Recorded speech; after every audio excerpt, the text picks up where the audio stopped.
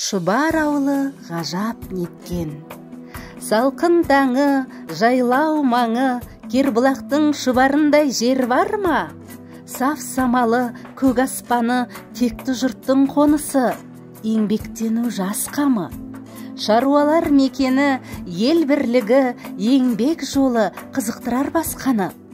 Бауыржандай ұл берген Шабандоздың ауылы, қазақтың жарық жұлдызы, ісімен мақтанды жұрт, шаттанды ауыл ұлғызы. Тасыған құт береке ырысы, Шұбардың ұлын таныды осылайша жер жүзі.